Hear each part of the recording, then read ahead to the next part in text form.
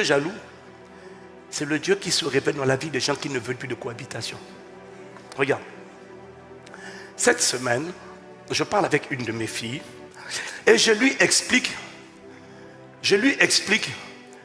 qu'il y a une sœur qui s'est plainte de comment elle a traité. Elle dit que, donc ça je parle avec une de mes filles, donc j'explique à ma fille que la manière dont elle s'est comportée, ça a blessé la jeune fille. Et ma fille dont je te parle, elle prie tout le temps. Oh Saint-Esprit, Saint-Esprit, Saint-Esprit, je veux ta présence, je veux ta puissance, je veux ta présence, je veux ta puissance. Alors, moi, je lui envoie les échanges et je lui fais comprendre comment. Alors, la jeune fille donne des éléments factuels. Elle donne des faits qu'elle reproche à ma fille et à moi. Des éléments avérés. Et puis quand j'envoie à ma fille, elle est choquée, elle est étonnée, et puis elle dit que vraiment, ça la vexe, ça la choque, que la jeune fille dise ça. Et puis moi je lui demande, est-ce que dans ce qu'elle dit, elle dit, elle a déformé beaucoup de choses. J'ai dit, ok, mais est-ce que dans ce qu'elle dit, il y a des éléments quand même factuels? Est-ce que si c'était à refaire, parce qu'au début, elle a protesté, elle a contesté. Et je lui ai dit, mais est-ce qu'il y a des éléments qu'elle mentionne qui sont factuels? Elle dit, oui, mais il y a des choses aussi qu'elle a déformées. J'ai dit, mais est-ce que si c'était à refaire, est-ce que tu la traiterais de la même manière avec la compréhension que tu as? Parce que parfois on était dur, on pensait que c'était la bonne école, il fallait être dur, sévère, rigoureux. Mais est-ce que maintenant que tu comprends les forteresses, est-ce que tu comprends qu'il y a des gens pour lesquels c'est pas la peine de les casser quand la vie les a déjà cassés?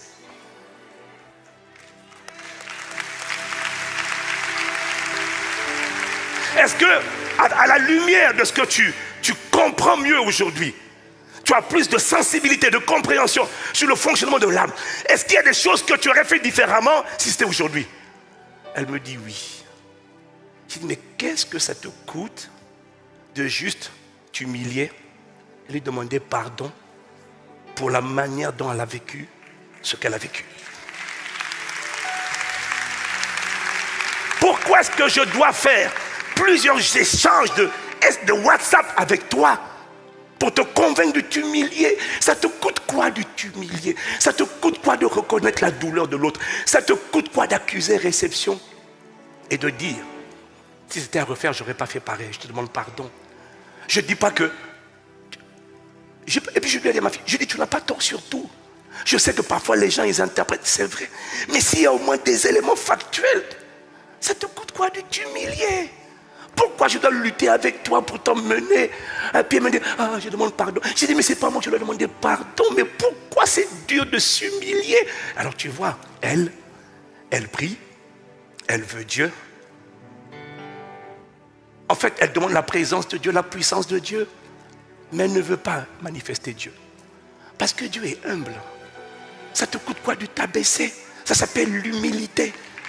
Alors tu veux la prière, tu veux la présence, tu veux la puissance, mais tu ne désires pas l'humilité.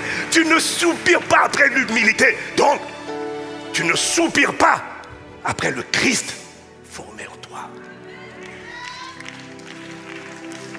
Et le Dieu jaloux ne va pas se révéler dans ta vie. Parce que le Dieu jaloux, c'est pas pour ceux qui disent je veux ta puissance, je veux ta présence. Abraham avait la présence, Moïse avait la présence. Mais il n'avait pas Dieu, parce que Dieu n'était pas encore revenu habiter dans un être humain. Donc, il ne pouvait pas rendre Dieu visible. Le Dieu jaloux se manifeste dans la vie des gens qui ne veulent pas quelque chose qui le caractérise, qui veulent lui. Qui veulent rendre visible le Dieu invisible. Ils veulent rendre visible sa bonté. Ils veulent rendre visible son amour. Ils veulent rendre visible son humilité. Ils ne sont pas dans les possessions des choses. Ils veulent rendre visible sa tempérance. Ils veulent transpirer l'endurance. Ils veulent transpirer la fidélité. Ils veulent transpirer la bonté. Ils veulent transpirer la paix de Dieu. Ils veulent transpirer l'amour de Dieu. Ils veulent transpirer la joie de Dieu.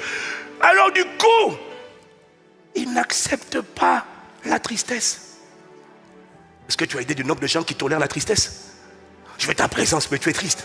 J'ai eu un coup dur, mais tu es triste. Oui, que tu sois touché par la tristesse un coup, mais que tu demeures dans la tristesse, ça veut dire que tu n'as même pas compris que tu as été créé pour lui. Tu vois, en fait, la tristesse n'est pas normale, parce que la tristesse, en fait, je rencontre des créatures, ils tolèrent l'amertume dans son cœur. Mais il dit, Seigneur, agis. Seigneur, Dieu dit, non, c'est pas moi que tu veux.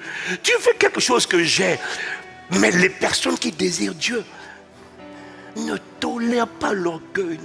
Donc dès que l'orgueil est dans leur cœur, dès que la tristesse vient habiter en eux, ils disent, non, j'ai été créé pour lui. Je dois refléter sa joie, pas ma joie qui dépend des circonstances, mais la joie du Seigneur qui devient ma force. Cette joie que l'on a en servant Dieu, cette joie que l'on a en annonçant la bonne nouvelle. Donc ces gens-là, ils ne peuvent pas ne pas annoncer l'évangile, parce que leur joie vient de leur obéissance à Dieu. Il y a la joie du monde et puis la joie de Dieu. La joie de Dieu ne vient pas de ce que tu as accouché. La joie de Dieu ne vient pas de ce que tu vas te marier. La joie de Dieu ne vient pas de ce que tu as un travail. La joie de Dieu, c'est la joie que Dieu fait ressentir en toi lorsque tu es en train de faire ce qu'il attend de toi. Et là, tu jubiles à l'intérieur de toi. Jésus tressaillit d'allégresse. Oh, je te loue, Père, de ce que tu as donné cette intelligence aux enfants. Je te loue, Père. Il tressaillit à l'intérieur. Pourquoi? Il est en train de faire la volonté de Dieu. Alors il est dans l'épreuve, il est dans les combats, mais il est joyeux. Et le monde attend la joie. Il m'a demandé en mariage. Je suis dans la joie. Le ciel n'est pas dans la joie. Et puis dès qu'il refuse, dès qu'il annule le mariage, oh, Dieu manifeste ta vengeance envers cette belle-mère qui veut bloquer le mariage. Fâche-toi. Dieu dit, je ne suis pas fâché. Alors parmi vous, j'en vois qui sont en train de perdre le sourire. Pardonnez-moi. Mais est-ce qu'on peut dire la vérité? Qui veut expérimenter le Dieu jaloux? Parana, Shada, Parado, Kapara.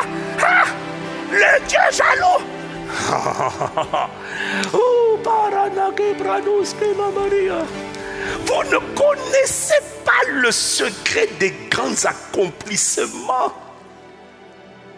Ça commence par un cœur qui ne veut que lui. Et dès qu'il y a quelque chose, un dépôt qui vient dans son cœur, qui est la jalousie, il demande, celui qui veut Dieu, dit, je ne peux pas être jaloux. Je ne peux pas être jaloux de mon frère, de ma soeur. Il est écrit, réjouissez-vous avec ceux qui se réjouissent. Et alors, la personne qui veut Dieu, qui veut le Christ formé en elle, va, dès qu'elle a la jalousie dans le cœur, ou dès qu'elle a critiqué, elle se sent mal. Seigneur, j'ai toléré une pensée qui n'est pas toi. Je te demande pardon pour cette pensée. C'est une abomination. Ce n'est pas toi qui es en train de t'exprimer à travers moi. Aie pitié de moi. Ça, c'est quand tu as le cœur de l'épouse. Parce que tu as compris que tu as été créé par lui, en lui et pour lui. Pour le révéler. Pour le manifester. Et quand tu veux, pas la puissance, pas la présence, mais tu veux Dieu.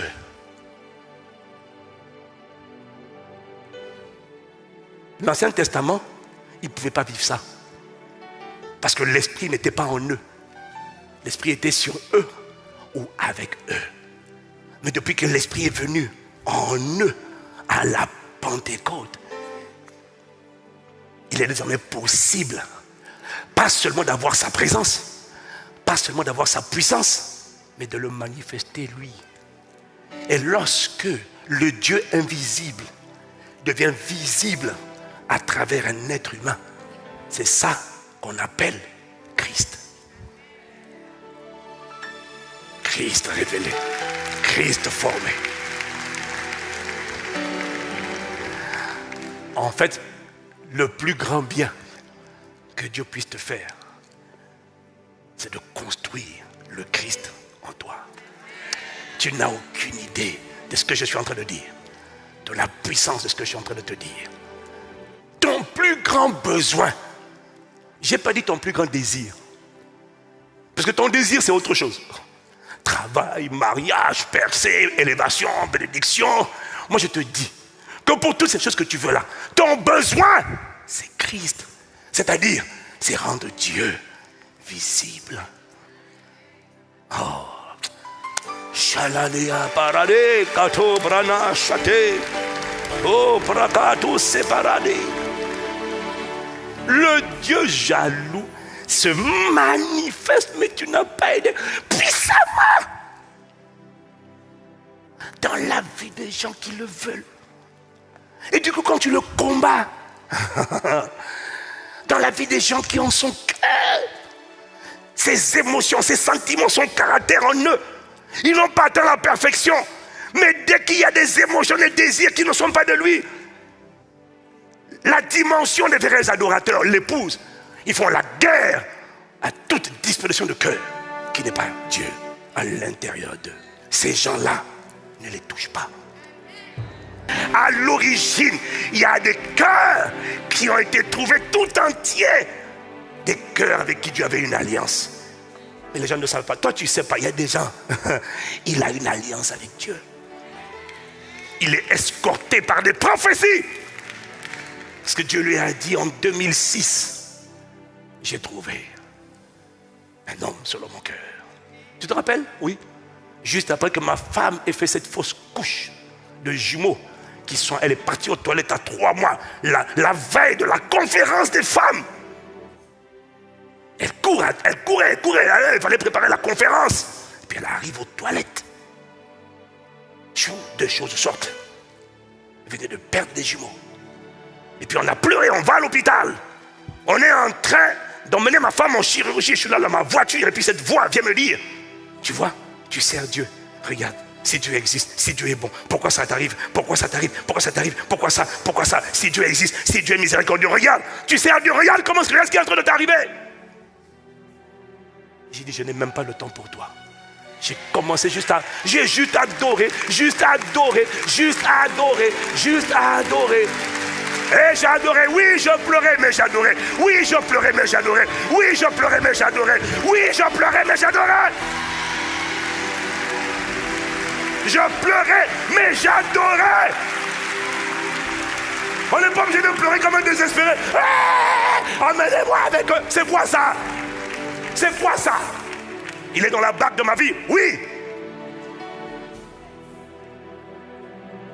C'est bien de dire, je bénirai l'Éternel en tout temps, je chanterai sa louange. Arrête ça. Est-ce que tu le fais? J'ai pleuré, j'ai adoré. J'ai fini un grand paquet de Kleenex. Je me mouche, je chante. J'ai dit, à qui irai-je? Moi, questionner ta fidélité, qui est fou?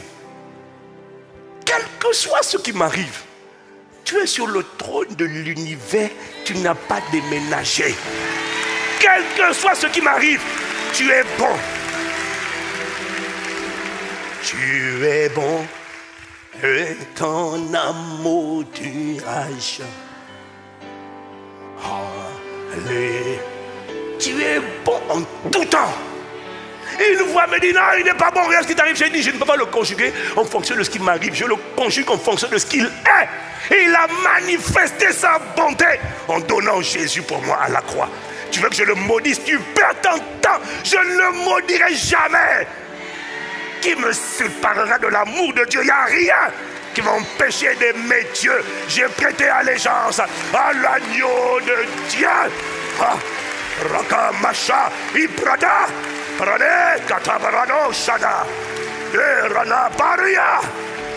Alors j'ai pleuré jusqu'à ce qu'une voix me dise, mais arrête d'adorer, au moins tais-toi, tu ne peux pas adorer. J'ai dit, si, je vais adorer. Ça durait plus d'1h30 en train de pleurer et d'adorer, pleurer et d'adorer, pleurer. Et à la fin de ces 1h30, j'ai entendu une voix qui m'a dit, j'ai trouvé un homme selon mon cœur. Paradis. Shakatabaria et Mataya. Alors mon frère, ma soeur, Jeune homme, je suis en train de te préparer à enfanter des œuvres à travers ta vie qu'on n'a jamais vues. Je suis en train de te préparer à opérer dans une dimension qu'on appelle les prodiges vivants, les miracles vivants, les signes vivants. Mais pour ça, il faut que le ciel rende témoignage de toi. Il faut réveiller la dimension de Dieu qu'on appelle le Dieu jaloux. C'est pas le Dieu de ceux qui jeûnent et prient, non! C'est plus que ça. C'est le Dieu de ceux qui veulent l'exprimer. Il ne t'a pas sauvé pour rien. Il a dit, faisons l'homme à notre image, selon notre ressemblance. Il t'a sauvé pour être son image. Pas pour aller à l'église. Pas pour avoir des activités de la semaine. Il t'a sauvé. Le but, c'est pour être son image et pour fonctionner comme lui. Il t'a sauvé. Pas pour manifester sa puissance, pour le rendre visible. Oui, il est puissant. Mais avant de vouloir la puissance, c'est d'abord qu'il apparaisse lui. Et cette dimension d'apparition de Dieu à travers un être humain s'appelle Christ.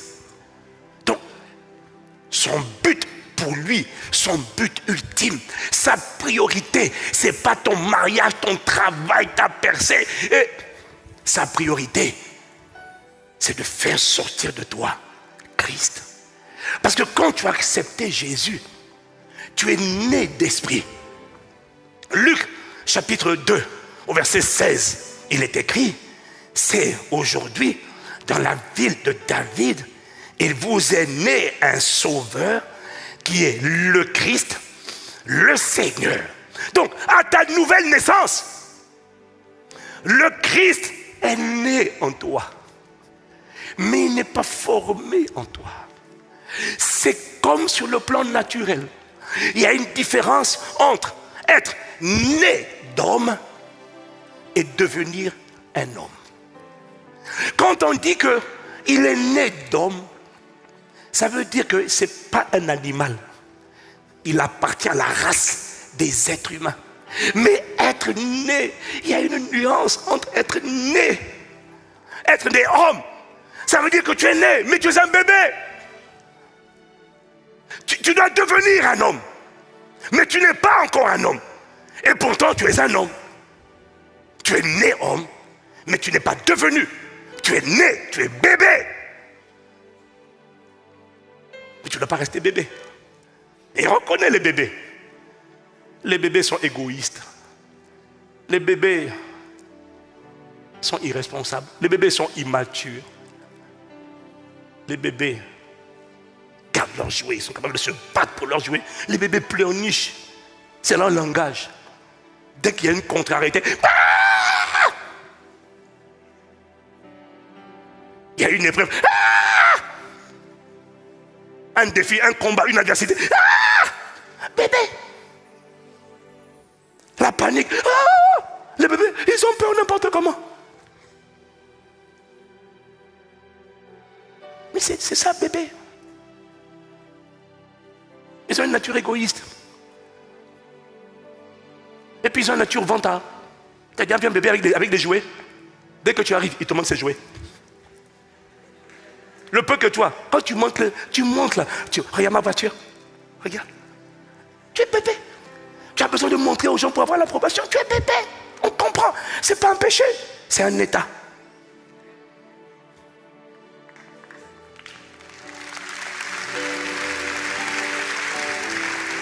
Les bébés sont jaloux.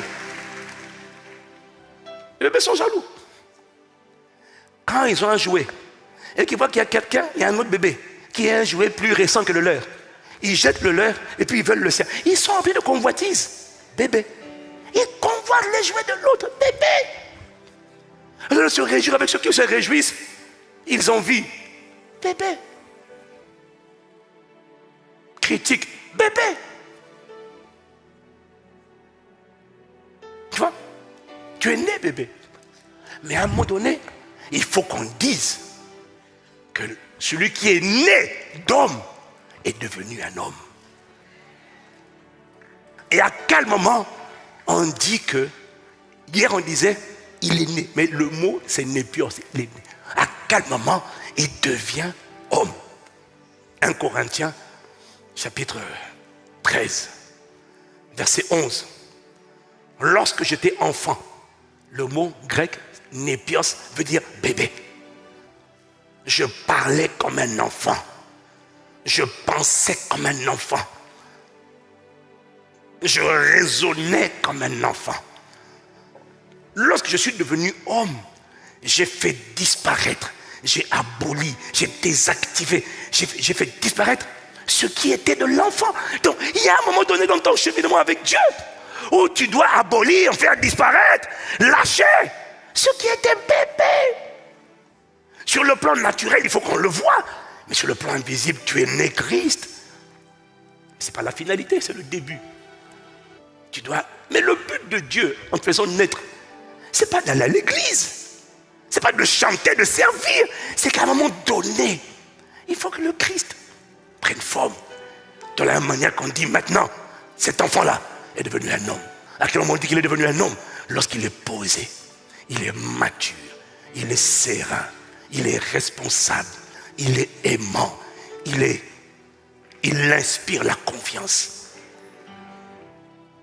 Quand il est devenu homme, il est sage, il est responsable. Il n'est plus méchant, il est bon. Il faut qu'on dise que le né Christ est devenu Christ. C'est le plan prioritaire de Dieu pour toi. T'emmener à la stature parfaite de Christ. Si tu es là, tu dis Amen.